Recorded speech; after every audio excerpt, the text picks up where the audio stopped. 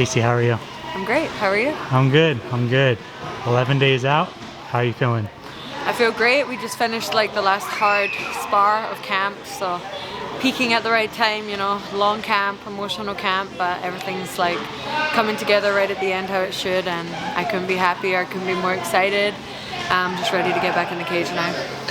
How was your last sparring? It was great. Won every round, which is, you know, a difference than the rest of the camp. You know, you spar with guys the whole time. You got to make some adjustments, but I love sparring with guys because once I get in there with a girl, it feels a whole lot different. So the game plan is on. It's working real well, and I can't wait to execute it. I did want to talk about your layoff a little bit. How frustrating was it? You know, coming off a big win off Roxanne, right? It's like the name on your resume that you needed. You get hurt, and then you're off for a year. Yeah. Just how was that emotionally?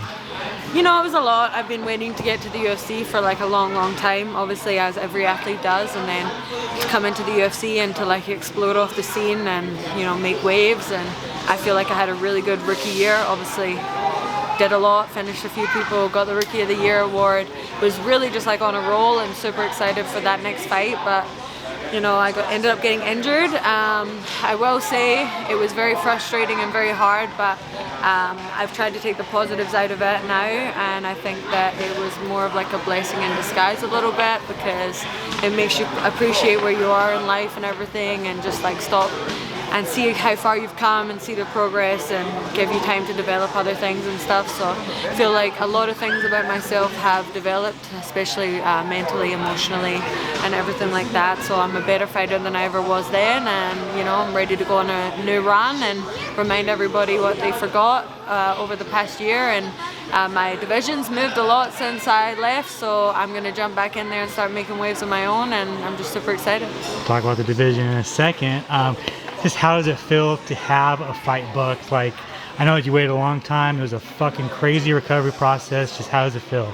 Yeah, it felt great signing that first contract back and everything, and obviously the UFC were great to me, and the UFC PI and everything, so I came back a lot faster than everyone is expecting. When I told my manager and he told Mick that I was ready to come back, they were like, really? She's ready already? But I couldn't pass up being on this UFC London card. You know, it's a massive opportunity for me to be on a massive card, and yeah, I'm just like super excited. Jennifer Maia, you're not coming back and fighting a scrub, like you're fighting a former title challenger. Yeah. Why her? And like, what do you think of the matchup?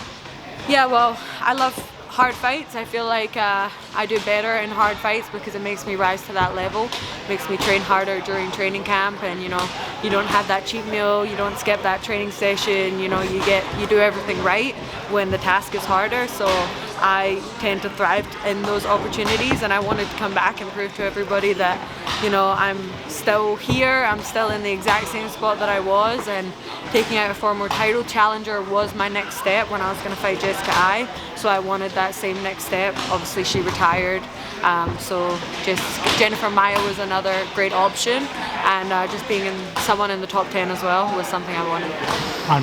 On paper, it's a very fun matchup, especially the grappling aspect, right? Do you see that fight kind of going there, or is it kind of, you know, every fight starts on the feet, so it's... Yeah. I think my striking is great. I think my grappling is great. I think my wrestling is great.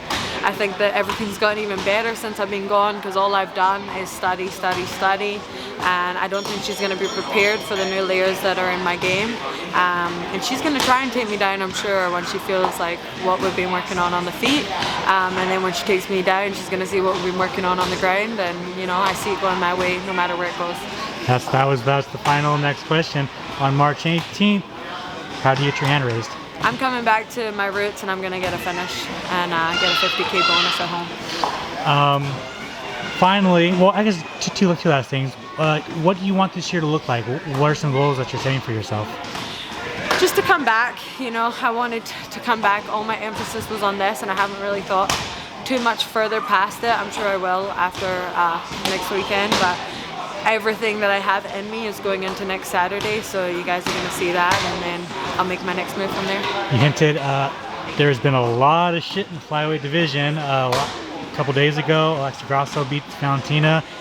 Everyone's on this Aaron Blanchfield train.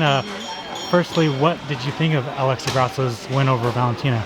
I thought she looked great. I think that she had an awesome game plan, and I think Alexa's just like a really nice person. So obviously, super happy for her. But also, like, selfishly just really happy that someone beat Valentina, because it does make people look at the division more. It makes it more exciting, whether people loved or hated Valentina. She was so dominant for so long that it takes something to like come and change that up for everyone to really start looking. So I think that flyweight is in that position strawweight was in a few years ago, where everyone's starting to catch up, and the division's just getting more and more exciting and deep. And obviously there's a lot of great girls up at the top, and I'm making my way up there too. So I expect a big year, and I expect the title to change hands a few more times before the end of the year.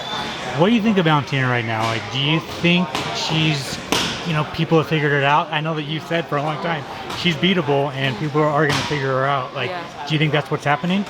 I just think it's really hard for anyone to stay dominant for so long. That's why when people do it, everyone's so impressed. Like John Jones, for example, who just came back. If you can beat everybody, it's super impressive. Because when you're the champ, yes, I might be training for someone else, but I'm still training for you, and every girl in the division has been training for Valentina since the division started a couple years back. So I do think that people are starting to pick up on the tendencies and the habits that happen, and I think Alexa capitalized on that really well. But, I think that a contender is always hungrier than a champ, so I'll be excited to see how Valentina changes things up to come back. And finally, just Erin Blanchfield. What are your thoughts on her? I think she's good. She's got good grappling, and I think that she's, exploded onto the scene, and she's had a similar year to what I had last year. So, yeah, she's doing great, and it's good for the division, and I'm sure that she'll get another big fight soon, and we'll see what she can manage to do with someone who's like maybe in the top 3. Awesome. Casey, thank you so much for your time. I really appreciate it. If you want to plug your social media, any sponsors, you want to thank anybody? Yeah. The floor is yours. Make sure you follow me on everything on King Casey MMA, and Montyrex sponsors me, and they're amazing. So go on there and check out their athletic wear and get some for yourself. And yeah, that's it.